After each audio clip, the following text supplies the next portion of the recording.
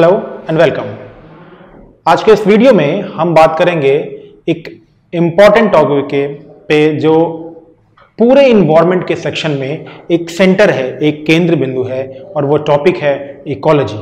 Ecology के साथ हम बात करेंगे इकोसिस्टम की, यानी पारिस्थितिक तंत्र की। इन दोनों टॉपिक्स को अगर हम अलग अलग पढ़ते हैं तो थोड़ा सा क्लियर करने में हमें मुश्किल होती है, लेकिन अगर हम एक साथ इस टॉपिक को पढ़ें तो ये बहुत सारे ऐसे अनसुलझे सवाल हैं, बहुत सारे ऐसे अनक्लियर टॉपिक हैं जो पूरी तरीके से क्लियर हो जाते हैं। तो इस वीडियो में हम बात करेंगे, दो टॉपिक को एक साथ पढ़ेंगे। वो टॉपिक क्या है? वो टॉपिक है इकोलॉजी एंड इको सिस्टम, यानी पारिस्थितिकी और या तथा परितंत्र या पारिस्थितिक तंत्र। इकोलॉजी और इकोसिस्टम में एक डिफरेंस है। जब भी किसी वर्ड में एक वर्ड आ जाए लॉजी और आ जाए सिस्टम, तो जब भी किसी वर्ड में लॉजी जुड़ा हुआ हो मतलब वो एक स्टडी है, और जब भी किसी वर्ड में सिस्टम जुड़ा हुआ हो मतलब वो एक गोल ओरिएंटेड स्ट्रक्चर है, एक फंक्शनिंग यूनिट है, एक क्रियाशील इकाई है। तो पहले हम टॉपिक में देखते हैं कि इकोलॉजी क्या है। सोचिए, विचार कीजिए कि इकोलॉजी यानी पारिस्थितिकी क्या है। इकोलॉजी यानी पारिस्थितिकी क्या है? बहुत सारे वर्ड्स का डेवलपमेंट है ये वर्ड इकोलॉजी।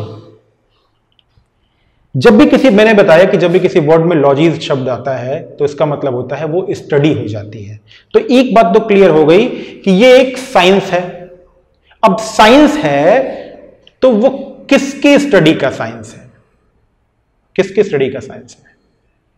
वो साइंस है इकोसिस्टम, परितंत्र। परितंत्र, वहां पे सिस्टम वर्ड का यूज हुआ है, इट मींस वो एक स्ट्रक्चर है। तो उस स्ट्रक्चर की स्टडी किसमें होती है? इकोलॉजी में होती है। उस स्ट्रक्चर की स्टडी, किस स्ट्रक्चर की स्टडी?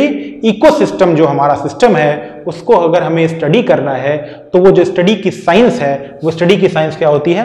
इकोलॉजी होती है, यानी पारिस्थितिकी होती है। तो अगर एक परिभाषिक शब्दावली में कहें तो पारिस्थितिकी क्या है? पारिस्थितिकी एक विज्ञान है, एक साइंस है जो क्या स्टडी करता है? जो स्टडी करता है एक स्ट्रक्चर की, एक फंक्शनिंग यूनिट की, और वो जो स्ट्रक्चर और फंक्शनिंग यूनिट जिसे हम इकोसिस्टम कहते हैं वो क्या है? वो नेचर का सिस्टम है, प्रकृति का सिस्टम है। तो प्रकृति के क्रियाशील तंत्रों का अध्ययन जिस विज्ञान में किया जाता है उसे हम कहते हैं इकोलॉजी।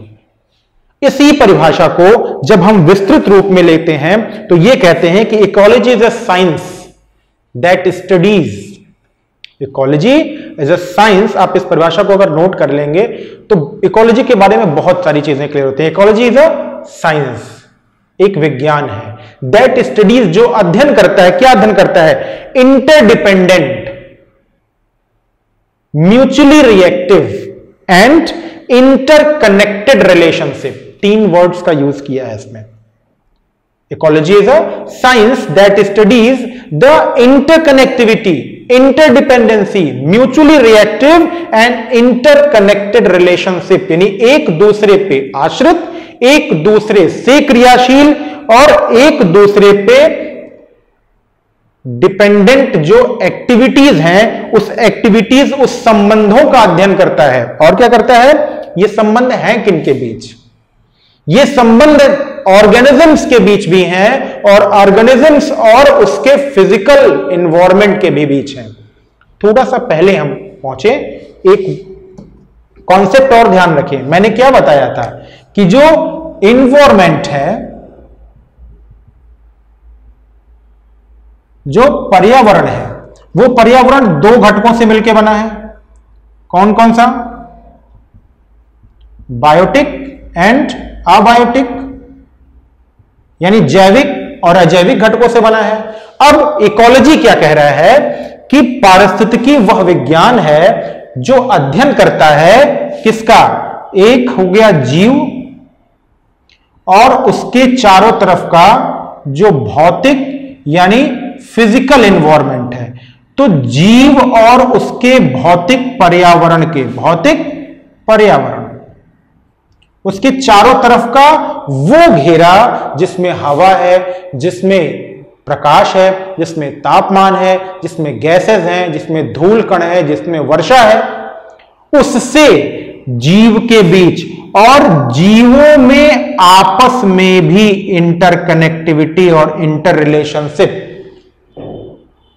तो पारिस्थितिकी क्या है, एक विज्ञान है जो अध्ययन करता है स्वयं जीवों के बीच अंतर संबंधों का, जीवों के बीच आश्रितता का, और उस जीवों के दूसरे यानी उसके जो भौतिक पर्यावरण है उनके बीच संबंधों का भी अध्ययन करता है। कौन, इकोलॉजी। अर्नेस्ट हेकल ने 1869 में इस वर्ड का यूज किया जिसे इकोलॉजी कहते हैं। अर्नेस्ट हेकल, क्या थे ये, अर्नेस्ट हेकल। यहां पे लिख देता हूं,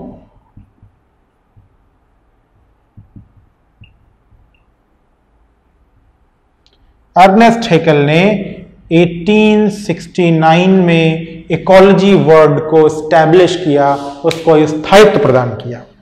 फिर से एक बार समझते हैं, पारिस्थितिकी क्या है, एक विज्ञान है, एक साइंस है जो किसका अध्ययन करता है, जो अध्ययन करता है साधारण भाषा में कहें तो structure and function of nature, यानी प्रकृति के स्ट्रक्चर यानी उसकी तंत्रों का और उसके नेचर का यानी उसकी प्रकृति का अध्ययन करता है। कौन, इकोलॉजी।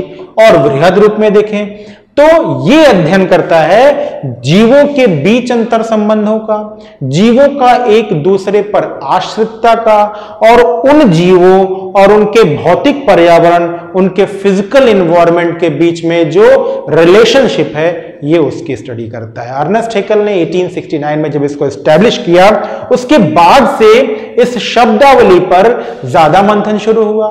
तब ये शब्दावली और अब अपने वृहद रूप में आई, मतलब अब इसके आगे इस वर्ड के एस्टैब्लिशमेंट और इसकी परिभाषा से आगे का काम शुरू हुआ।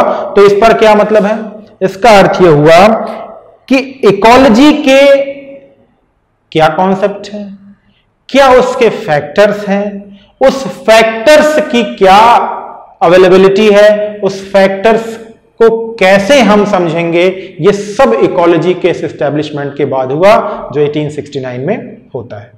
ठीक, तो आज के दूसरे पॉइंट में हम देखेंगे इकोलॉजिकल फैक्टर्स। इकोलॉजिकल फैक्टर्स यानी पारिस्थितिकी या पारिस्थितिक कारक।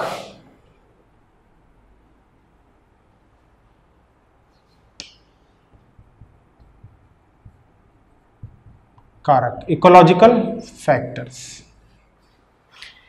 जैसे हमने एनवायरनमेंट के कंपोनेंट पढ़े थे, एनवायरनमेंट के टाइप पढ़े थे, ठीक वैसे ही हमें पारिस्थितिकी के कारक पढ़ने हैं। पारिस्थितिकी के कारक, इकोलॉजिकल फैक्टर्स। पारिस्थितिकी के कारकों की बात करें तो 1, 2, 3, 4 एंड 5, 5 कारकों के अंतर्गत हम इसे देखेंगे। कौन कौन सा, एक एक करके देखते हैं और एक एक करके समझते हैं। क्लाइमेटिक यानी जल वायवीय कारक, क्लाइमेटिक फैक्टर्स। दूसरा मृदा यानी सॉइल फैक्टर। पहला जलवायु, मृदा, और फिर हो गया स्थलाकृति, स्थलाकृतिक कारक यानी टोपोग्राफिकल फैक्टर।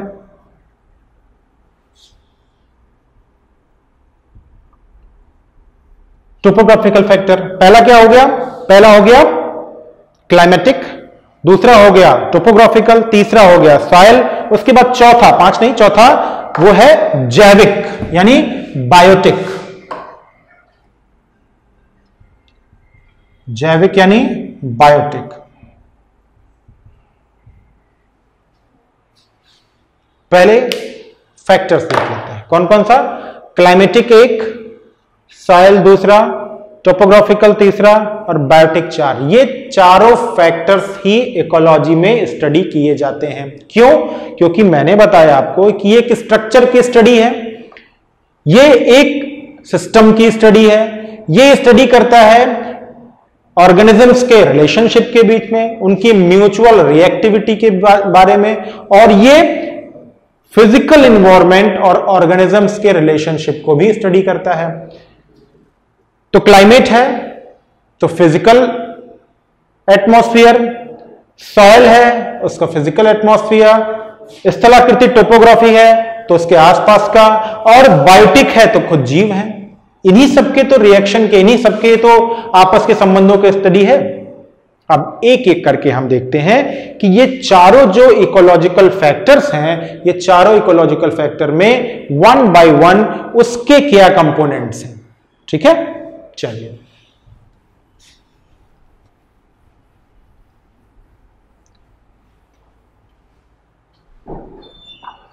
पहला जलवायु वीय कारक। कारक यानी क्लाइमेटिक फैक्टर। अगर ये पॉइंट कहीं लिखा हुआ है और उसके बारे में आपको समझना है तो पहले थोड़ा सा थिंक कीजिए कि जलवायु में है कौन कौन, कौन कौन सी चीजें जलवायु मिलकर बनाती हैं। तो आपके दिमाग में पहली बात आएगी कि एक तो जल होगा यानी वाटर होगा, और दूसरा क्या होगा? दूसरा वायु होगा यानी एयर होगा। इन दोनों को जोड़ेंगे तो क्या बनेगा? जलवायु बनेगा। लेकिन इसके अलावा भी कुछ और भी फैक्टर हैं जो इसी क्लाइमेट में है। वो क्या है? वो तापमान है, टेम्परेचर है। आप ये सोचिए कि क्या कहीं पे भी बिना तापमान के कोई जलवायु बनेगी? नहीं। इसी जलवायु को बनाने में एक और फैक्टर है, क्या? वो है वायुमंडलीय नमी।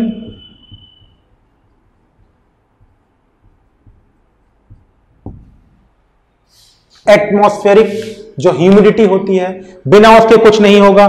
फिर क्या बनेगा? फिर आप सोचिए, क्या बिना लाइट के कुछ बनेगा? यानी बिना प्रकाश के। ये सब क्या है? ये इकोलॉजिकल फैक्टर्स में जो पहला फैक्टर है क्लाइमेटिक फैक्टर, उसके कंपोनेंट है। यानी क्लाइमेट में अगर वायुमंडलीय नमी नहीं होगी, वर्षा वाला जल और स्थलीय जल नहीं होगा तो नहीं होगा, वायु होगी नहीं होगी तो क्लाइमेट नहीं बनेगा, प्रकाश नहीं होगा तो क्लाइमेट नहीं बनेगा, टेम्परेचर नहीं होगा तो क्लाइमेट नहीं बनेगा। इन सबके बिना कोई भी टाइप का क्लाइमेट यानी किसी प्रकार की जलवायु नहीं बनेगी। ठीक है। दूसरा फैक्टर जो था वो क्या है? वो था सॉइल यानी मृदा। लैंड और सॉइल में अंतर होता है, भूमि और मृदा में अंतर होता है। कैसे अंतर होता है उसे भी देखते हैं।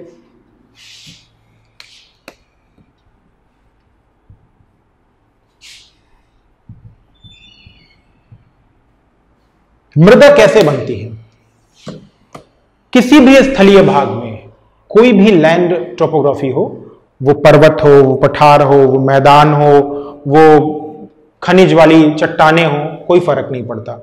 जब उनका अपक्षय और अपर्दन होगा, मेनली अपक्षय होगा, और वो जो सख्त हैं, जो कमजोर हैं, वो जो चट्टाने हैं, वो जब टूट फूट कर आपस में ही बिखर कर रह जाएंगी और उसमें जैव जीवांश, नमी, हवा, कार्बनिक पदार्थ रहेंगे, तब वो जो एक स्थिति बनती है वो एक उपजाऊ मृदा की बनती है। इनमें से कोई फैक्टर उसमें नहीं भी हो सकता है। हो सकता है कि अपक्षय के बाद कोई भी मिट्टी ऐसी हो जिसमें नमी ना हो, कोई भी मिट्टी ऐसी हो जिसमें हवा की मात्रा कम हो, कोई भी ऐसी मिट्टी हो जिसमें कार्बनिक पदार्थों की मात्रा कम हो, कोई भी ऐसी मृदा हो जिसमें खनिज पदार्थ ना हो, पोषक तत्व ना हो, तो वो मृदा होगी। बनेगी कैसे? स्थलाकृतियों के अपक्षय से बनेगी। कौन बनेगी? मिट्टी। और ये प्रोसेस इतना जल्दी का नहीं होता, हजारों वर्षों का प्रोसेस होता है। जब हम किसी मिट्टी को अपक्षयित करते हैं, जब किसी मिट्टी को हम कंजर्व करते हैं, तो उसके कंजर्वेशन का मतलब होता है कि लंबे समय तक उसके पोषक तत्वों को बनाना। लेकिन सोचिए कि मृदा अपरदन या सॉइल इरोजन होने में कितना टाइम लगता है? कुछ मिनट, कुछ घंटे। बाढ़ आई, पूरी ऊपर की कवर बह गई, मिट्टी खत्म। अब इसको बनने में हजारों वर्ष लगे हैं, लेकिन खत्म होने में बहुत कम वर्ष। तो सॉइल के फैक्टर्स क्या हैं? आपको मैंने बताया कि एक मिट्टी में क्या होगा? खनिज होगा, मिनरल्स होंगे। एक मिट्टी में क्या होगा? वाटर होगा। एक मिट्टी में क्या होगा? एयर होगा। मिट्टी में होता है। एक मिट्टी में क्या होगा? एक मिट्टी में ऑर्गेनिक मैटर होगा।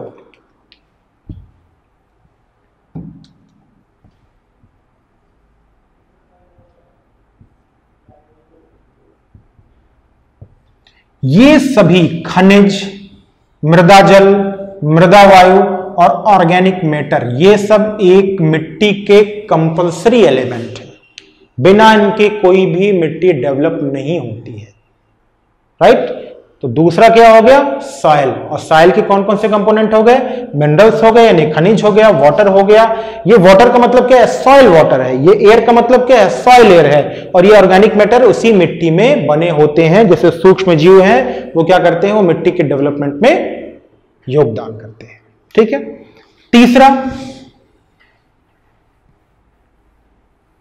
तीसरा है स्थलाकृति।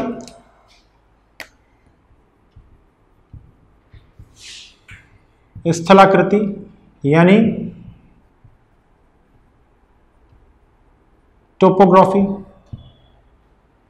स्थलाकृति या स्थलाकृतिक कह सकते हैं।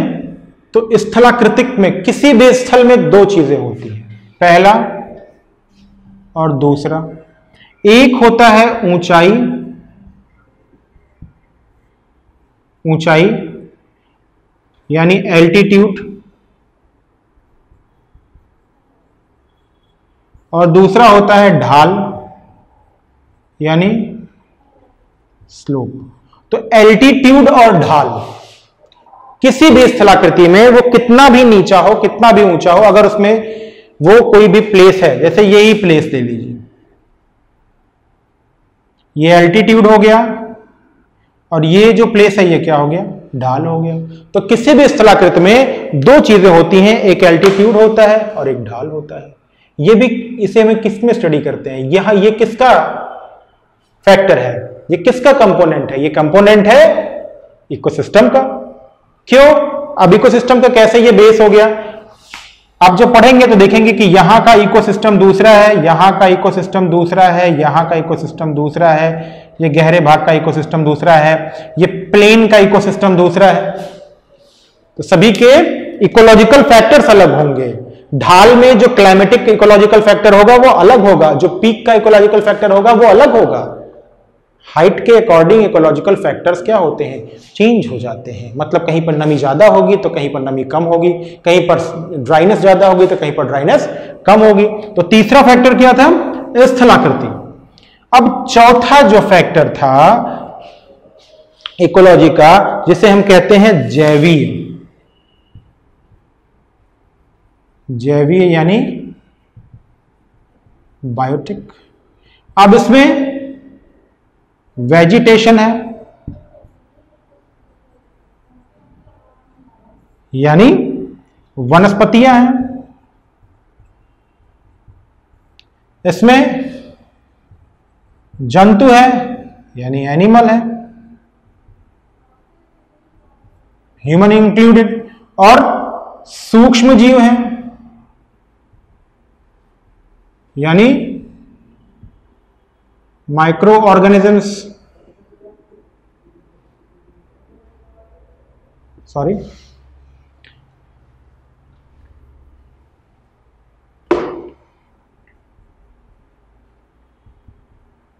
माइक्रो ऑर्गेनिज्म, सूक्ष्म जीव। ये सभी क्या है? ये इकोलॉजी के जो बायोटिक सेक्शन है उस बायोटिक सेक्शन के फैक्टर है। इसी में पैरासाइट्स भी हैं, परिजीवी भी हैं, ऑटोट्रॉप भी हैं, इसी में हेट्रोट्रॉप भी हैं, इसी में माइक्रो ऑर्गेनिजम्स भी हैं। तो इकोलॉजी, या कह सकते हैं कि ये जो साइंस है वो पूरे इकोसिस्टम में जो सिस्टम है उस सिस्टम की क्या करती है? स्टडी करती है। और इस स्टडी में कौन कौन से पॉइंट हैं जिसकी वो स्टडी करती है? तो वो स्टडी करती है क्लाइमेटिक फैक्टर की, जलवायु भी है, ये स्टडी करती है सॉइल फैक्टर की, मृदा, ये स्टडी करती है टोपोग्राफी की, ये स्टडी करता है किसका? चौथा बायोटिक फैक्टर्स का। इन चारों फैक्टर्स की स्टडी किसमें की जाती है? इकोलॉजी में की जाती है। यानी the ecology is a science that studies the mutual, the interdependency, the mutually reactiveness and the relationship between the organisms and between the organisms and their physical environment, और उनके भौतिक आवरण का, और वो इन पॉइंट्स में इन फैक्टर्स के थ्रू स्टडी करती है। ठीक है। अब इसी इकोलॉजी में जो नेक्स्ट पॉइंट है, जो इसकी फंक्शनिंग यूनिट है, जो क्रियाशील इकाई है जिसकी स्टडी इसमें की जाती है, वो क्या है? वो इकोसिस्टम है। तो इकोलॉजी पहला पॉइंट। दूसरा पॉइंट क्या है? इकोसिस्टम। समझते हैं इकोसिस्टम क्या है। जिस तरीके से जो इकोलॉजी था, वो इकोलॉजी क्या था? एक स्टडी, एक साइंस थी। वैसे ही वो स्टडी किसकी स्टडी थी? वो इस सिस्टम की स्टडी थी। अब दूसरा सेक्शन क्या है? एक इकोसिस्टम, यानी अब आप एक सिस्टम को समझने जा रहे हैं, एक तंत्र को समझने जा रहे हैं, और वो जो सिस्टम है वो रिप्रेजेंटेटिव है, वो हार्ट है, वो फंक्शनिंग यूनिट है। वो किसकी फंक्शनिंग यूनिट है? नेचर की फंक्शनिंग यूनिट है। यानी अब जिस स्ट्रक्चर की हम स्टडी करने जा रहे हैं वो क्या है? वो एक रिप्रेजेंटेटिव है, वो एक स्ट्रक्चरल यूनिट है, वो एक फंक्शनिंग यूनिट है। और किसकी फंक्शनिंग यूनिट है? नेचर की फंक्शनिंग यूनिट है। ठीक है। इट मींस अब हम प्रकृति का अध्ययन करने जा रहे हैं, एक छोटे से एरिया को, एक छोटे से पॉइंट को लेके, जिसे हम कहते हैं इकोसिस्टम।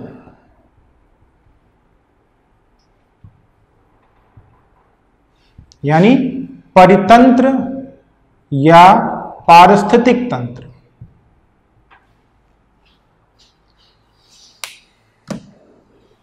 इकोसिस्टम, किसी ने पूछा इकोसिस्टम क्या है?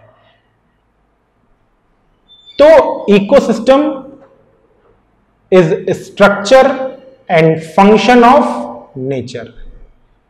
ये प्रकृति का एक स्ट्रक्चर है, एक तंत्र है, सिस्टम है। यानी स्ट्रक्चर है और फंक्शन है, एक तंत्र है और एक क्रियाशील इकाई है।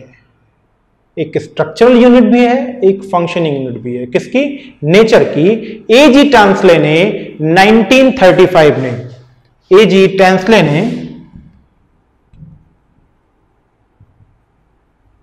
1935 में इकोसिस्टम वर्ड को एस्टैब्लिश किया। 1935 के बाद से ये जो वर्ड है इकोसिस्टम, वो पूरी तरीके से एस्टैब्लिश हुआ। और अब इस वर्ड के आगे, इस वर्ड को टॉपिक मानकर डिस्कशन शुरू हुआ, रिसर्चेस शुरू हुए, स्टडीज शुरू हुई, यानी इकोलॉजी का डेवलपमेंट हुआ।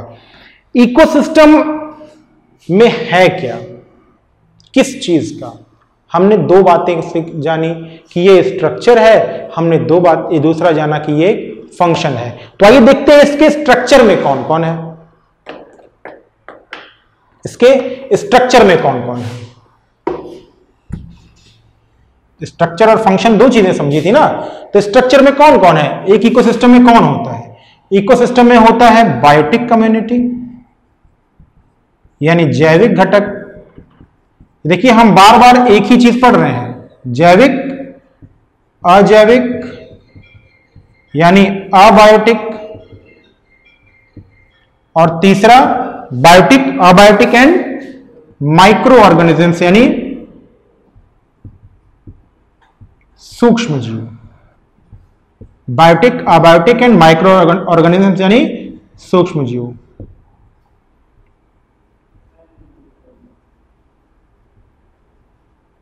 ये तीन किस्में हैं, यानी इसके स्ट्रक्चर में कौन कौन है।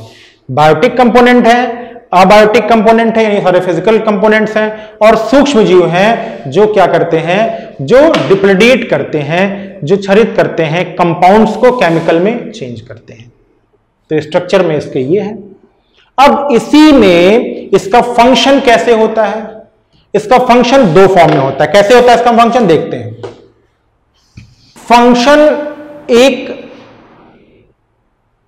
नेट के थ्रू होता है, फंक्शन एक स्ट्रक्चर के थ्रू होता है, और उस स्ट्रक्चर में दो बातें ध्यान में हैं, दो चीजें ध्यान में हैं। जैसे ये मान लिया इसका फंक्शनिंग स्ट्रक्चर है, इस फंक्शनिंग स्ट्रक्चर को हम दो पार्ट में डिवाइड कर सकते हैं। एक होता है जिसे हम कहते हैं स्वपोषी, एक होता है जिसे हम कहते हैं परिपोषी, यानी ऑटोट्रॉप और हेट्रोट्रॉप, यानी एक जो स्वयं अपना भोजन बनाता है और दूसरा जो इनके द्वारा बनाए गए भोजन पे डिपेंड होता है। तो इस इकोसिस्टम में दो, जो इसका फंक्शनिंग बॉडी है उसमें दो मेन वर्कर्स हैं। एक वर्कर है जिन्हें हम स्वपोषी कहते हैं और एक वर्कर है जिन्हें हम परिपोषी कहते हैं। यानी ये दोनों क्या है, इन दोनों को एक वर्ड और कहा जा सकता है कि अगर हम ये कहें कि कंपोनेंट ऑफ इकोसिस्टम, क्योंकि कंपोनेंट ही तो वर्क करते हैं। तो अगर हम इस टॉपिक को ऐसे पढ़ना शुरू करें कि component of ecosystem, component of ecosystem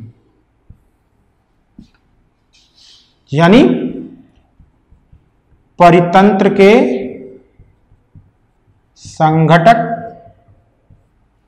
यही तो काम करेंगे, इसके फंक्शनिंग यूनिट यही तो होंगे। और काम करने में संगठक कौन कौन से हैं, दो हैं। कौन कौन से, एक जिन्हें कहते हैं हम उत्पादक और दूसरा जिन्हें हम कहते हैं उपभोक्ता। इस उत्पादक और उपभोक्ता के बीच क्या होता है, इस उत्पादक और उपभोक्ता के बीच जिस तरफ मैंने ये तीर बना के रखा है उस दिशा में क्या होता है, ऊर्जा यानी एनर्जी का स्थानांतरण होता है, यानी ऊर्जा का ट्रांसफर होता है।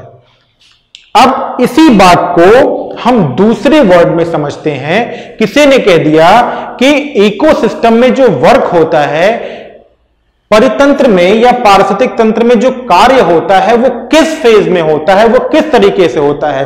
तो पारिस्थितिक तंत्र में जो कार्य होता है वो ऊर्जा के स्थानांतरण के साथ होता है। यानी इस पूरा कार्य पारिस्थितिक तंत्र में ऊर्जा का स्थानांतरण है। किनके बीच, उत्पादकों के और उपभोक्ताओं के बीच ऊर्जा का स्थानांतरण। तो उत्पादकों और उपभोक्ताओं के बीच जो ये ऊर्जा का स्थानांतरण होता है, वो ऊर्जा का स्थानांतरण जैसा है वैसा, जैसा सबको दिख रहा है आसानी से, इस तरीके से नहीं होता है, बल्कि ये अलग अलग ऊर्जा स्तरों के आपस में संबंध होने से बनता है। और इन अलग अलग एनर्जी लेवल्स या ट्रॉपिक लेवल्स के आपस में संबंधित होने से एक जो स्ट्रक्चर बनता है, उस स्ट्रक्चर को हम कहते हैं फूड चेन, यानी कि खाद्य श्रृंखला। इसी बात को दूसरी तरह से समझते हैं कि खाद्य श्रृंखला क्या है। तो खाद्य श्रृंखला वह माध्यम है, वह प्रक्रिया है, वह तरीका है, वह स्ट्रक्चर है जिसके माध्यम से पारिस्थितिक तंत्र में उत्पादकों और उपभोक्ताओं के बीच में ऊर्जा का स्थानांतरण होता है, और यह स्थानांतरण उत्पादक से उपभोक्ता की तरफ होता है, ना कि उपभोक्ताओं से उत्पादक की तरफ। ठीक, एक दिशीय ऊपर की तरफ ऊर्जा का स्थानांतरण किसमें होता है? खाद्य श्रृंखला में होता है।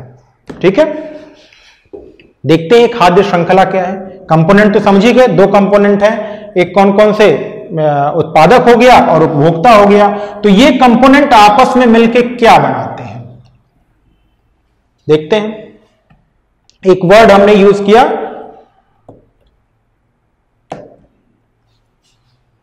एक वर्ड हमने अभी यूज किया था कि कंपोनेंट। तो कंपोनेंट में आपको एक बायोटिक कंपोनेंट हुआ, एक अबायोटिक कंपोनेंट हुआ। तो जो हमने जैविक शब्द इस्तेमाल किया था, यानी इकोसिस्टम के दो कंपोनेंट हो गए परितंत्र के, एक जैविक और दूसरा अजैविक। और क्लियर करते हैं, जैविक के दो पार्ट हो गए, कौन कौन से? एक हो गया उत्पादक और एक हो गया उपभोक्ता।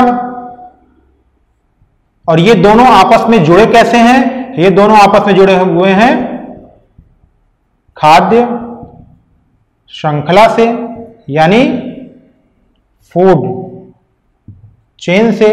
और ऐसी ही कई खाद्य श्रृंखलाएं मिलकर क्या बनाती हैं? फूड वेब, यानी खाद्य जाल। तो कहां से स्ट्रक्चर शुरू हुआ? शुरू हुआ कि पारितंत्र क्या है? तो परितंत्र एक फंक्शनिंग और स्ट्रक्चरल यूनिट है। किसका है? प्रकृति का है, नेचर का है। और उसमें जो कंपोनेंट हैं उसके वो क्या है? जैविक हैं, बायोटिक हैं, और अजैविक हैं और अबायोटिक हैं। जैविक में कौन कौन है? एक उत्पादक है यानी प्रोड्यूसर है, एक उपभोक्ता है यानी कंज्यूमर है। और इस उत्पादक और उपभोक्ता ये कैसे मिले हुए हैं आपस में? ये जुड़े हुए हैं फूड चेन के माध्यम से। और ऐसे ही अलग अलग फूड चेन मिलकर क्या बना लेती हैं? फूड वेब बना लेती हैं। और जितना ही मजबूत ये फूड वेब होगा, जितना ही मजबूत ये फूड वेब होगा, उतनी ही प्रॉस्परस यानी प्रगतिशील क्या होगी? जैव विविधता होगी। और जितनी ही मजबूत जैव विविधता होगी उतना ही मजबूत परितंत्र होगा। और जितना मजबूत परितंत्र होगा उतना मजबूत बायोस्फीयर होगा, यानी जैव मंडल होगा। और जितना ही मजबूत जैव मंडल होगा उतना ही मजबूत प्रकृति होगी, नेचर। और जितना ही मजबूत प्रकृति होगी, जितनी ही प्रॉस्परस प्रकृति होगी, नेचर होगी, इकोसिस्टम एनवायरनमेंट होगा, उतना ही मजबूत क्या होगा? हम होंगे, जो इसके फैक्टर्स हैं। ठीक है, तो कंपोनेंट ऑफ इकोसिस्टम में बायोटिक, अबायोटिक, जैविक में उत्पादक और उपभोक्ता। यानी अब हमारा जो अगला पॉइंट होगा वो क्या होगा? वो अगला है फूड चेन, यानी खाद्य श्रृंखला। खाद्य श्रृंखला किसका हिस्सा है? खाद्य श्रृंखला इकोसिस्टम के बायोटिक कंपोनेंट का ही स्ट्रक्चर है। ठीक है,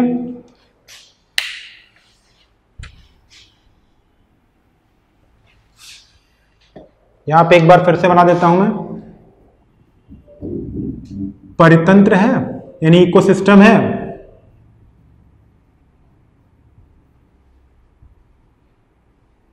इकोसिस्टम है। ठीक है, अब इस इकोसिस्टम यानी परितंत्र का दो कंपोनेंट हो गए।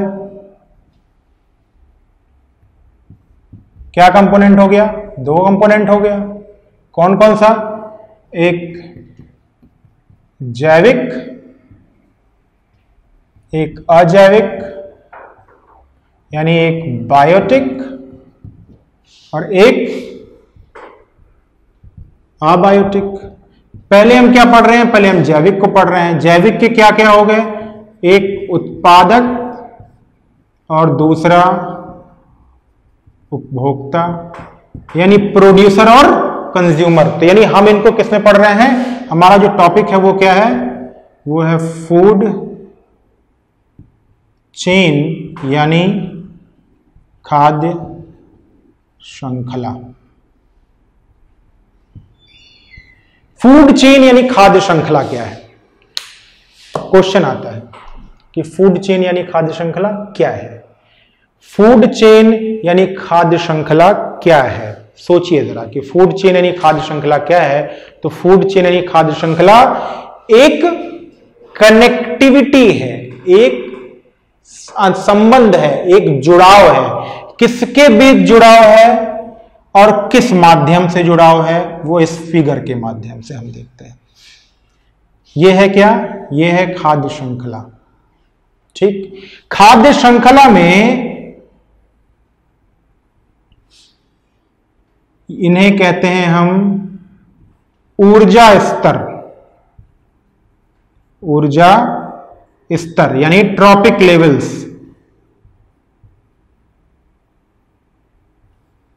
ऊर्जा स्तर यानी ट्रॉपिक लेवल। तो ऊर्जा स्तर यानी ट्रॉपिक लेवल एक खाद्य श्रृंखला में सामान्य रूप से 1 2 3 4 4 ऊर्जा स्तर होते हैं, but sometimes it may be 5 if there is a rich biodiversity zone. अगर वो एक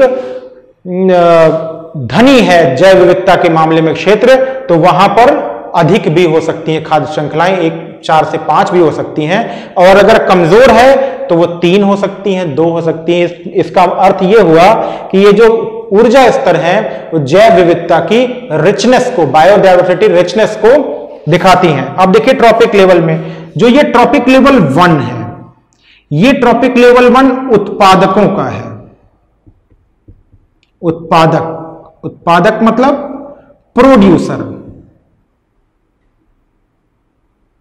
प्रोड्यूसर्स मतलब ऑटोट्रॉप।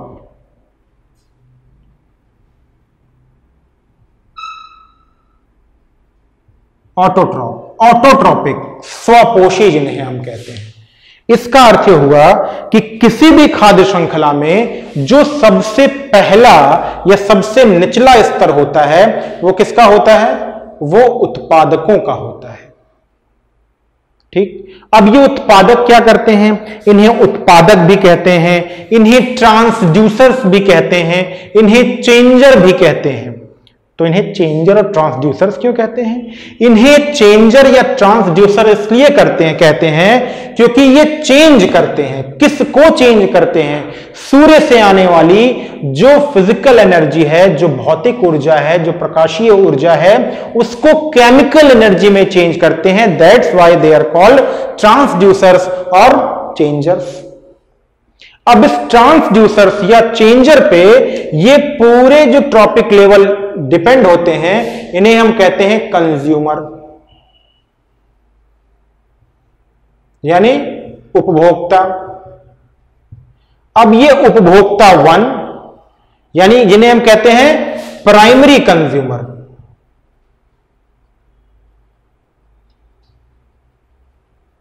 यानी प्राथमिक उपभोक्ता।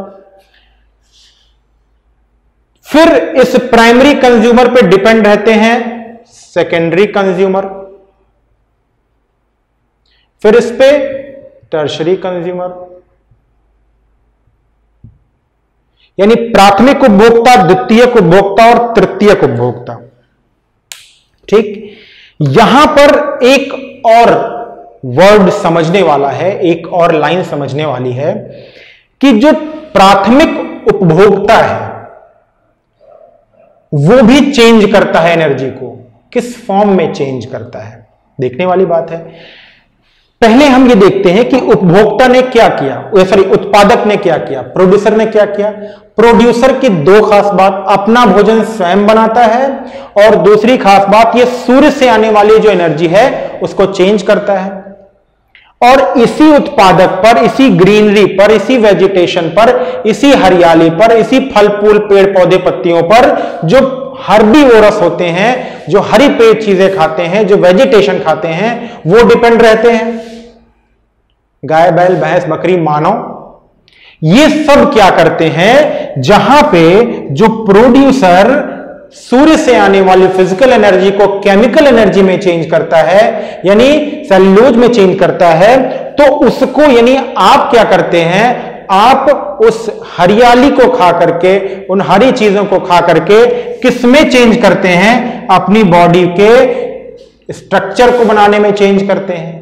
तो आप भी क्या हुए, आप भी सेकेंडरी प्रोड्यूसर हुए। इट मींस जो प्राइमरी कंज्यूमर होता है, इसका एक नाम और है, उसे हम कहते हैं द्वितीयक उत्पादक, यानी सेकेंडरी प्रोड्यूसर। ये बहुत ध्यान रखिएगा, ये मिस हो जाता है, क्वेश्चन पूछता है। तो primary consumers are also called secondary producers because they produce food as a meat for the secondary consumers और द टर्सरी कंज्यूमर्स। यानी अगर यहां पर कोई भी टिड्डा है, कोई भी बकरी है, तो उसने क्या किया, यहां पर हरियाली को खाकर अपना गोश्त का निर्माण किया, अपने आप को बनाया और तैयार रखा। किसको, चाहे वो तैयार रख रहा है किसी सांप के लिए, नेवले के लिए या किसी अन्य जीव के लिए, और चाहे वो बाज के लिए तैयार है। तो क्या कर रहे हैं, फूड चेन डेवलप कर रहे हैं। और फूड चेन, अब ये क्या हुआ है, सेकेंडरी कंज्यूमर हुआ, ये डिपेंड है द्वितीयक उत्पादक या प्राइमरी कंज्यूमर्स पे, और इसी सेकेंडरी कंज्यूमर पे डिपेंड है कौन, टर्शरी कंज्यूमर। एक फूड चेन के माध्यम से इसे हम देख भी लेते हैं, अपनी ही बातों को चेक करते हैं। अपनी ही बातों को चेक करने का क्या तरीका है, मैंने ये बताया था कि जो फूड चेन है, खाद्य श्रृंखला है, वो यूजुअली 4 ट्रॉपिक लेवल में होती है, लेकिन कभी कभी जब जैव विविधता समृद्ध क्षेत्र होता है तो वो 4 नहीं, वो 5 हो जाती है। 5 कैसे होती है वो भी देखते हैं। देखिए, 2 खाद्य श्रृंखलाएं हम ले रहे हैं, ये मेनली बातें आपको समझ में आती हैं, आप समझते हैं। एक खाद्य श्रृंखला, 2 खाद्य श्रृंखला। पहले हम 4 वाले को देखते हैं। मान लिया ये घास है, ग्रास, ठीक। ग्रास पे कौन डिपेंड है, ग्रास पे डिपेंड है सीधा सीधा काऊ, गाय। अब गाय पे कौन डिपेंड हो गया, इस गाय पे कौन डिपेंड हो गया, मान लिया इस गाय पे मगरमच्छ डिपेंड हो गया, मगर डिपेंड हो गया, ठीक। अब इस मगर को भी तो खाने वाला कोई है, मगर मर जाएगा तो जो गिद्ध है वो क्या करेगा, खा लेगा। मगरमच्छ को शेर भी शिकार कर लेता है। तो सामान्य रूप से ये ट्रॉपिक लेवल कितने हुए, चलिए गिद्ध को हमने हटा दिया, वो तो वल्चर है ही। तो 1, 2, 3 और 4, ये क्या हो गए, ये 4 ट्रॉपिक लेवल की एक सामान्य खाद्य श्रृंखला हो गई। मैंने कहा था, ये कहा जाता है कि अगर जैव विविधता समृद्ध क्षेत्र है तो ये ट्रॉपिक लेवल 5 भी हो जाएंगे। कैसे, वो देखते हैं। मान लिया ये एक फसल है, क्रॉप। क्रॉप पे डिपेंड है कौन, ग्रॉस हॉपर यानी टिड्डा, ठीक। इस पे डिपेंड है कौन, मेंढक यानी फ्रॉग। इस पे डिपेंड है कौन, स्नेक यानी सांप। इस पे डिपेंड है कौन, बाज। अब यहां पे देखिए कितने ट्रॉपिक लेवल हो गए, क्रॉप तो 1 हो ही गया, ग्रॉस हॉपर टिड्डा 2 हो गया, मेंढक 3 हो गया, सांप 4थे ट्रॉपिक लेवल में और बाज 5वें ट्रॉपिक लेवल में। तो यहां पे देखिए जैव विविधता समृद्ध थी तो क्या हो गए, ट्रॉपिक लेवल 5 हो गए, यानी पहला स्टेटमेंट क्लियर, ठीक। अब खाद्य श्रृंखला के बारे में दूसरा और इंपॉर्टेंट वर्ड कहा जाता है, दूसरा और इंपॉर्टेंट जो स्टेटमेंट है वो ये है कि इन ट्रॉपिक लेवल्स में जो एनर्जी का ट्रांसफर होता है, जो ऊर्जा का स्थानांतरण होता है, वो कैसा होता है, वो एनर्जी का ट्रांसफर जो होता है वो फ्रॉम बिलो, नीचे के ट्रॉपिक लेवल से ऊपर के ट्रॉपिक में क्या होता है, एक दिशीय होता है, एक दिशा में, यानी यूनिडायरेक्शनल होता है, एक दिशीय होता है। तो खाद्य श्रृंखला में जो डायरेक्शन होता है ऊर्जा के स्थानांतरण क्या होता है, वो यूनिडायरेक्शनल होता है फ्रॉम बॉटम टू टॉप। दूसरी बात कि इसी खाद्य श्रृंखला में जो ये ऊर्जा का स्थानांतरण होता है वो प्रत्येक ट्रॉपिक लेवल पे केवल 10% होता है, 10%। यानी इस 10% में कि क्या प्रोसेस है वो भी देख लेते हैं कि कैसे ये 10% है, देखते हैं।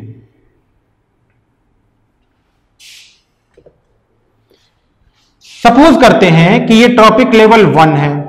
1 ट्रॉपिक लेवल ने 100 यूनिट एनर्जी बनाई। कितनी यूनिट एनर्जी बनाई? 100 यूनिट एनर्जी बनाई। 1 trophic level, 2 trophic level, 3 trophic level और 4 trophic level. 1 2 3 and 4, 4 trophic level हो गए। अब इस 4 ट्रॉपिक लेवल में पहले ऊर्जा स्तर ने 100 यूनिट एनर्जी बनाई। कितनी यूनिट एनर्जी बनाई? 100 यूनिट। आपको पता है कि जो ऊर्जा का स्थानांतरण होगा क्या होगा? वो एक दिशीय होगा। तो नीचे से ऊपर की तरफ ऊर्जा का स्थानांतरण हुआ, तो अब ये अगर 100 यूनिट है, 100 इकाई है, तो यहां से ऊर्जा का स्थानांतरण कितना हुआ? 10% हुआ। यानी 100 का 10% कितना हुआ? 10 यूनिट। 90 यूनिट इस ऊर्जा स्तर का जो जीव है वो अपनी खुद की एनर्जी डेवलपमेंट में ले लेगा और शेष 10% यूनिट क्या करेगा? ऊपर दे देगा। अब सेकेंड ट्रॉपिक लेवल के जीव जंतुओं के लिए या प्राइमरी कंज्यूमर्स के लिए या सेकेंडरी प्रोड्यूसर्स के लिए जो एनर्जी है वो कितनी है? 10%, यानी 10 यूनिट। अब उस 10% का 90% जो है वो प्राइमरी कंज्यूमर्स या सेकेंडरी प्रोड्यूसर्स खुद के लिए ले लेंगे और फिर 10% क्या कर देंगे? ऊपर दे लेंगे। तो ऊपर कितना हो जाएगा? 1 यूनिट। ये किसके लिए हो गया? ये सेकेंडरी कंज्यूमर के लिए हो गया, यानी कह सकते हैं कि मगरमच्छ के लिए हो गया। अब ये 10% ऊपर को भेज देंगे, बाकी 90% खुद कंज्यूम कर लेंगे। तो यहां पे कितना पहुंचा? 0.1% यूनिट एनर्जी का पहुंच गया। यानी टर्शरी कंज्यूमर में क्या पहुंचा? 0.1% पहुंचा। किसका 0.1% पहुंचा? सिर्फ और सिर्फ इस प्राइमरी कंज्यूमर का 0.1% पहुंचा। बात क्लियर?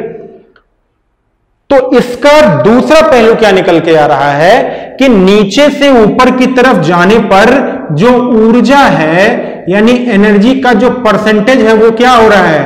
वो कम हो रहा है। लेकिन एक हिडन पार्ट इसमें छिपा हुआ है कि ऑल्दो यद्यपि नीचे से ऊपर की तरफ जाने पर ऊर्जा स्तरों में जो ऊर्जा का प्रतिशत है वो कम हो जाता है, लेकिन प्रत्येक ऊर्जा स्तर में ऊपर की तरफ जाने पर जो ऊर्जा का कंसंट्रेशन है वो बढ़ जाता है। क्यों? क्योंकि जीवों की संख्या में कमी हो जाती है। इसका अर्थ यह हुआ कि घटती हुई ऊर्जा जो प्रतिशत में तो घट रही है वो कंसंट्रेशन में बढ़ेगी जैसे जैसे हम ऊर्जा स्तरों में ऊपर जाएंगे। इसका कारण है कि वहां जीवों की संख्या कम है और इसका परिणाम ऐसे देख सकते हैं कि जो केमिकल्स होते हैं डीडीटी जैसे, वो सबसे ऊपर के ऊर्जा स्तरों को में के जीवों को सबसे ज्यादा नुकसान पहुंचाते हैं, क्योंकि वहां जीवों की संख्या ही कम है। ये क्या है? ये खाद्य श्रृंखला और उसकी विशेषताएं हैं। अब ऐसी ही खाद्य श्रृंखलाएं जिनका एक दिशीय ऊर्जा स्थानांतरण है, जिनका 10% के नियम से ऊर्जा स्थानांतरण है, जो डाइवर्सिटी बढ़ने पर 5 के लेवल में हो जाती हैं, ऐसी ही खाद्य श्रृंखलाएं जब किसी भी इकोसिस्टम में एक से ज्यादा होती हैं, जहां पर मल्टी डायरेक्शनल सिस्टम काम करता है, मल्टी डायरेक्शनल एनर्जी यानी ऊर्जा का बहुदिशीय स्थानांतरण कार्य करता है, तब वहां ऐसी ही जो ऊर्जा स्तर वाली खाद्य श्रृंखलाएं होती हैं, यानी मोर देन वन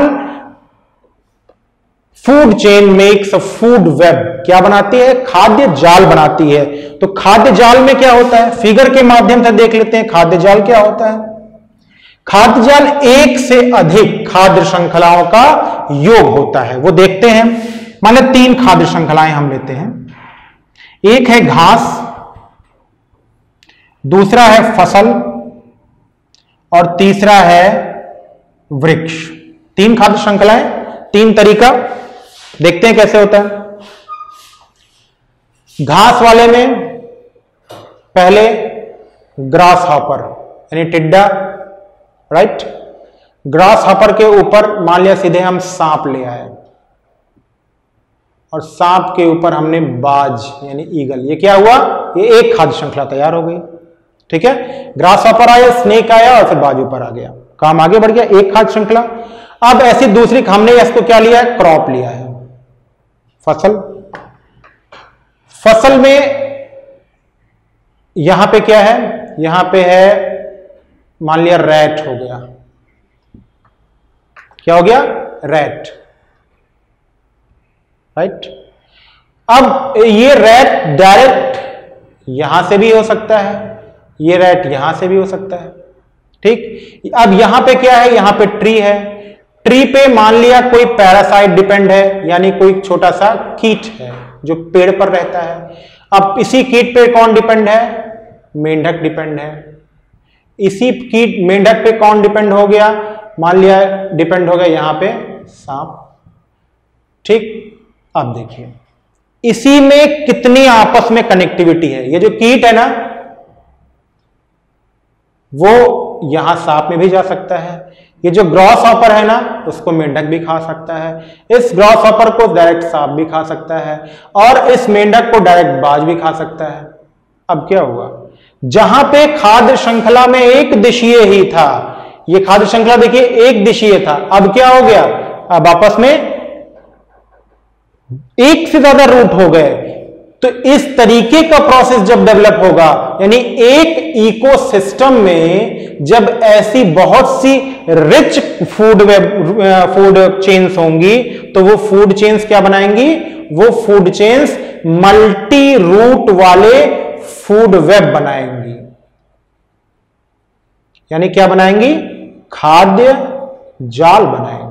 तो खाद्य जाल में क्या हो गया, एक से ज्यादा खाद्य श्रृंखलाएं होंगी, एक से ज्यादा रास्ते होंगे ऊर्जा स्थानांतरण के, और as complex as the food web, जितना ही ज्यादा कॉम्प्लेक्स फूड वेब होगा उतना ही ज्यादा स्टेबल इकोसिस्टम होगा। क्यों, क्योंकि ईच एंड एवरी स्पीशीज के लिए भोजन के लिए कुछ ना कुछ होगा। तो इकोसिस्टम की जो सांस है वो यही, जो हार्ट है वो यही फूड चेन और फूड वेब है, और इसी के माध्यम से काम करता है कौन, इकोसिस्टम। तो इस पूरे पॉइंट में हमने क्या देखा, हमने देखा इकोसिस्टम, हमने सीखा इकोलॉजी, और इसमें एक छोटा सा पॉइंट और कभी कभी पूछ लेता है कि इसके बायोटिक कंपोनेंट में कि ये जो इकोसिस्टम है वो इकोसिस्टम कितने टाइप का होता है। तो इकोसिस्टम कितने टाइप का होता है और इकोसिस्टम का अबायोटिक कंपोनेंट कौन सा है, इसको हम आगे देखेंगे। अब हम नेक्स्ट पॉइंट पे आएंगे, वो होगा टाइप्स ऑफ इकोसिस्टम, और इकोसिस्टम का जो और अबायोटिक कंपोनेंट्स हैं उस पे हमने क्या पढ़ा था कि इकोसिस्टम जो है उसके दो कंपोनेंट, ठीक है, उसके दो कंपोनेंट कौन से, बायोटिक और अबायोटिक। फिर से एक बार देख लेते हैं। इकोसिस्टम यानी परितंत्र। अब इस परितंत्र के दो सिस्टम कौन कौन सा, इसका दो सेक्शन, एक जैविक यानी बायोटिक, एक अजैविक यानी अबायोटिक। जैविक के दो कौन कौन सा, एक उत्पादक यानी प्रोड्यूसर, एक उपभोक्ता यानी कंज्यूमर। इतना हमने अभी तक के पॉइंट नहीं पढ़ा। अब हम पढ़ेंगे क्या, जो अजैविक सेक्शन है, अबायोटिक है, उसमें दो सेक्शन, एक कार्बनिक यानी ऑर्गेनिक और एक अकार्बनिक यानी इनऑर्गेनिक, ठीक। अजैविक में तो कार्बनिक पदार्थ कौन कौन से हैं, ऑर्गेनिक पर्यावरण में ऑर्गेनिक मैटर क्या क्या है। जितना भी डेड, चाहे वो प्लांट हो चाहे वो एनिमल्स हो, जितने भी डेड प्लांट्स और एनिमल्स होते हैं ये सभी, यानी जितने भी आपके आसपास जीवीय चीजें हैं, जीवीय वस्तुएं हैं, सॉरी जीवीय घटक हैं, कंपोनेंट्स हैं, उन सारे बायोटिक कंपोनेंट का जो डेड एलिमेंट होता है वो ऑर्गेनिक कंपाउंड में, ऑर्गेनिक मैटर में है। पेड़ है, डेड हो गया, ऑर्गेनिक मैटर। पास आपके कोई एनिमल था, डेड हो गया, ऑर्गेनिक मैटर। घास थी, धीरे धीरे खेतों में सड़ गई, ऑर्गेनिक मैटर। पेड़ों की पत्तियां गिर गई, पानी में मिल गई, डिपॉजिट हो गई, भूमि में मिल गई, डिपॉजिट हो गई, ऑर्गेनिक मैटर। जो वेस्ट हैं, जो ह्यूमन बीइंग और कैटल्स के हैं, वो क्या है, ऑर्गेनिक मैटर है। तो इस तरीके से जितना भी इस तरीके का ह्यूमस है, यूरिया है, ये सब किसमें बनेगा, ये सब इसी ऑर्गेनिक मैटर से बनता है, नमी हुई। कार्बनिक पदार्थों का कार्य होता है उत्पादकता, प्रोडक्टिविटी को बढ़ाना, और जब माइक्रो ऑर्गेनिजम्स इसके कंपाउंड्स को केमिकल्स में तोड़ देते हैं तो फिर यूज हो जाते हैं। जैसे कैल्शियम कार्बोनेट हड्डियों में होता है, उसमें से कैल्शियम, ऑक्सीजन और कार्बन को ये माइक्रो ऑर्गेनिजम्स क्या करते हैं, रिलीज कर देते हैं और फिर वो हमारे यूज में हो जाती है। जब अमोनिया से नाइट्रोजन को लेग्यूमिनेरिया कुल के पौधे फिर से रिलीज कर देते हैं तो फिर यूज में आ जाती है।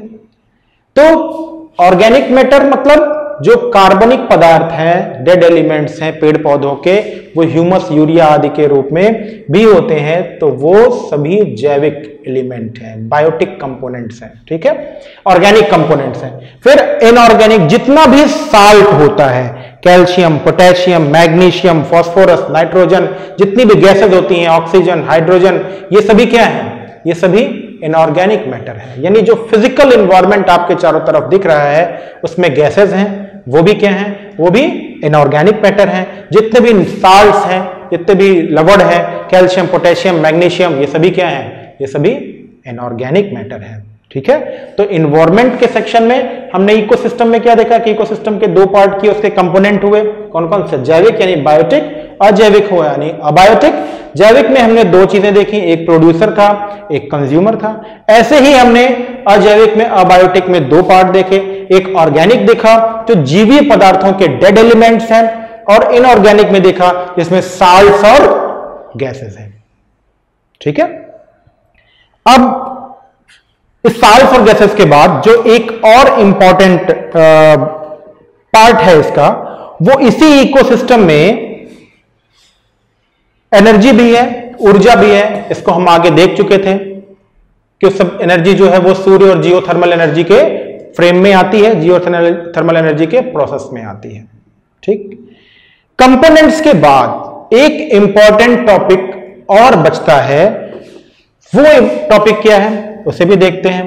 आपके सिलेबस में, जो यूजीसी का सिलेबस है, उस सिलेबस में इन चीजों का इंट्रोडक्टरी जो मेंशनिंग है वो बहुत इंपॉर्टेंट है, क्योंकि इन्हीं के बेस पे आप जो क्वेश्चन आंसर्स हैं वो सॉल्व कर पाएंगे। तो इसलिए आप जब सिलेबस उठाएंगे तो ये चीजें उसमें नहीं मिलती हैं, लेकिन these are the hidden topics which may help you to solve the questions. ये वो टॉपिक्स हैं, तो ये समझ विकसित करते हैं। अब एक और इंपॉर्टेंट हम पॉइंट पे आते हैं, जो इस वीडियो का लास्ट पॉइंट होगा, वो है types of ecosystem. Types of ecosystem यानी परितंत्र के प्रकार। परितंत्र के प्रकार किसके प्रकार? परितंत्र के प्रकार यानी इकोसिस्टम के प्रकार। ठीक, हम अगर उसके नेचर पे डिवाइड करें यानी उसकी प्रकृति के आधार पर इसका विभाजन करें तो दो पार्ट में करेंगे। एक होगा नेचुरल इकोसिस्टम, नेचुरल इकोसिस्टम यानी प्राकृतिक परितंत्र, और दूसरा आर्टिफिशियल।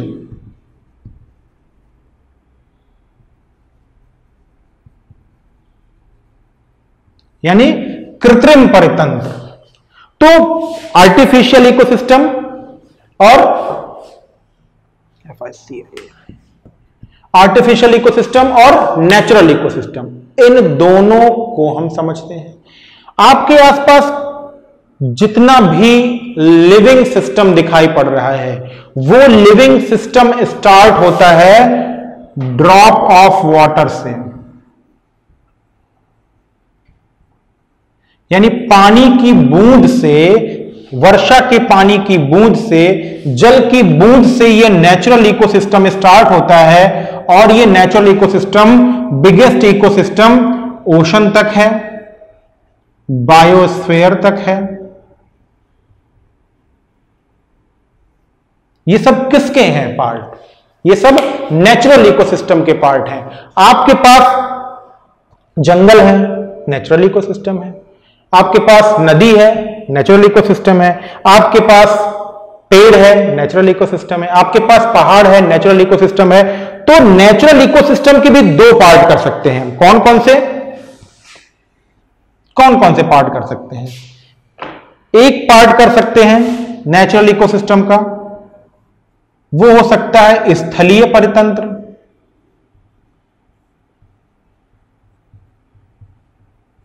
टेरेस्ट्रियल इकोसिस्टम, और दूसरा जलीय परितंत्र यानी एक्वेटिक इकोसिस्टम।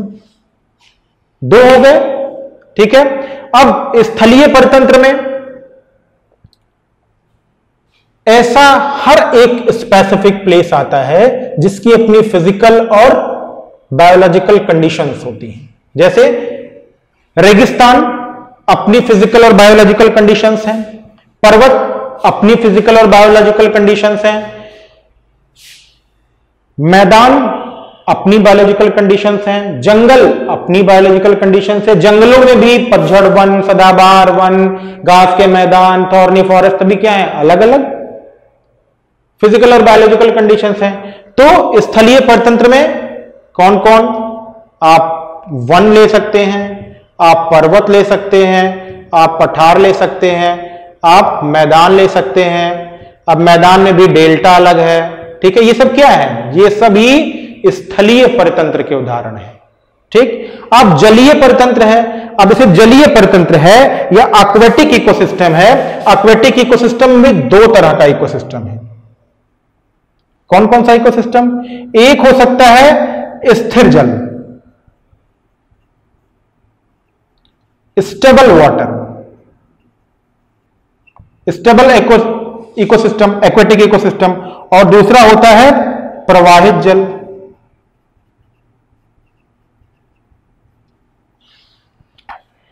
तो जो स्थिर जल होता है उसमें कौन है? जैसे तालाब है, झील है, सागर है। ये क्या है? एक जगह पे स्थिर है, इनका एक अलग टाइप का इकोसिस्टम है। लेकिन वही फ्लोटिंग वाटर है, बहता हुआ जल है, प्रवाहित जल है, जैसे नदी, जैसे झरना, पतली पतली नाले जो पर्वतों पर होते हैं। तो इनका इकोसिस्टम क्या है? इनका इकोसिस्टम अलग इकोसिस्टम है। तो हमने देखा कि इकोसिस्टम के टाइप में हमने एक प्राकृतिक इकोसिस्टम देखा जिसको बनाने में मानव का कोई योगदान नहीं है, ह्यूमन एफर्ट उसमें नहीं है। उसमें कौन है? उसमें सिर्फ प्रकृति का योगदान है, नेचर प्रोवाइडेड है। तो उस नेचुरल प्रोवाइडेड में हमने दो तरह के इकोसिस्टम में डिवाइड किया।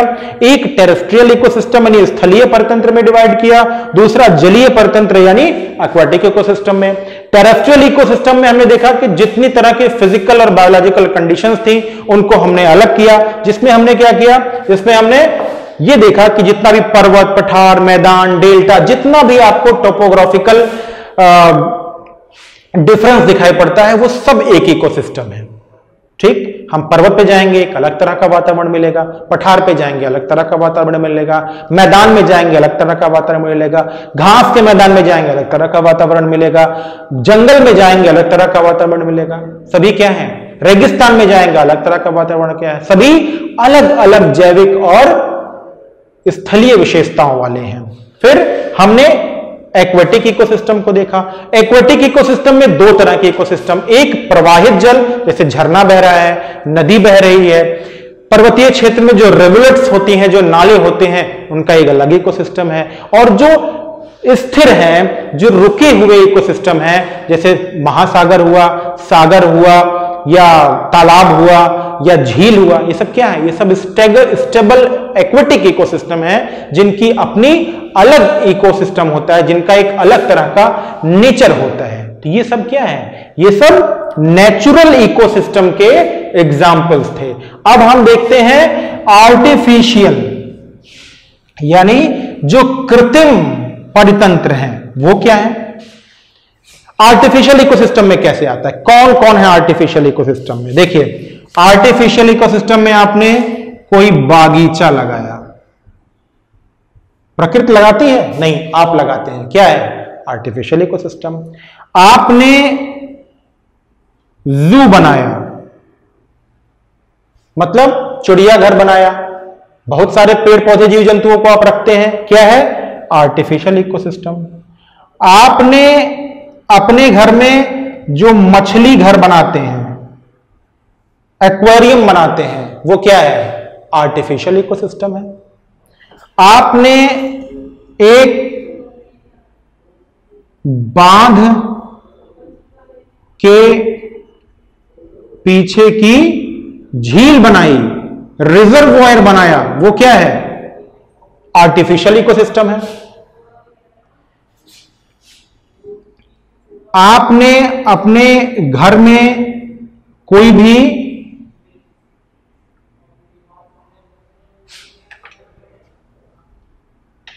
या कह सकते हैं कि आपने कोई फसल उगाई, क्रॉप किया, क्रॉपिंग की, एग्रीकल्चर किया, वो क्या है? वो आर्टिफिशियल इकोसिस्टम है। क्या प्रकृति ने ये काम किया? नहीं, ये काम किसने किया? ये आपने किया। आपने चाहे बागीचा लगाया, आपने चाहे जू बनाया, आपने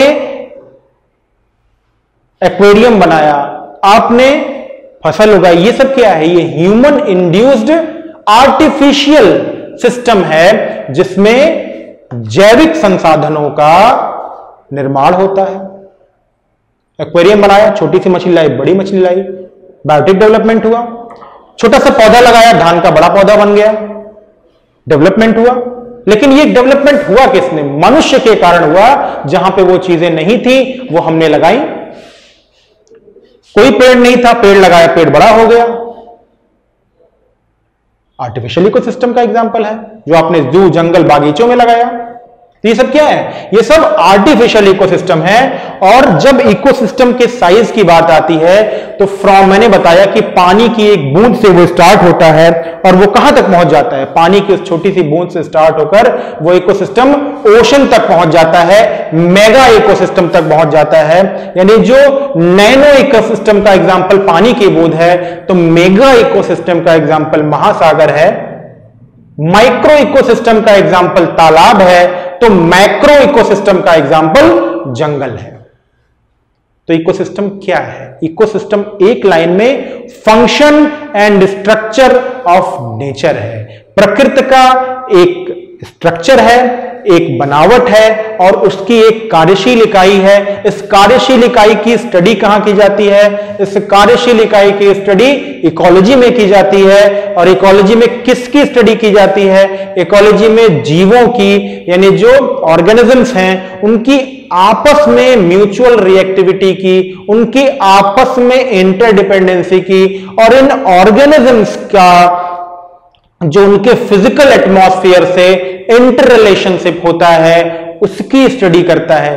कौन करता है? इकोलॉजी करता है। तो आज के हम इस वीडियो में क्या दो टॉपिक हमने देखे? हमने देखा इकोलॉजी क्या है, हमने देखा इकोसिस्टम क्या है। ये बहुत इंपॉर्टेंट टॉपिक है, इस वीडियो को आप बार बार देखिएगा, क्योंकि ये आपको एक बेस देता है, एक थिंकिंग अप्रोच देता है कि कैसे आप इकोलॉजी एनवायरनमेंट के सिलेबस को समझते हैं। बार बार बायोटिक, अबायोटिक, एबायोटिक, बायोटिक ये चीजें आई हैं, हो सकता है आपको लगता हो कि बार बार वही चीजें पढ़ रहे हैं, बिल्कुल नहीं, आप बार बार वही चीजें नहीं पढ़ रहे हैं। जब आपसे डिफरेंस करने को आएगा कि कौन सा आर्टिफिशियल इकोसिस्टम है, कौन सा नेचुरल इकोसिस्टम है, कौन सा नैनो इकोसिस्टम है, कौन सा माइक्रो इकोसिस्टम है, कौन सा मेगा इकोसिस्टम है, तो आप वहां कंफ्यूज हो जाएंगे।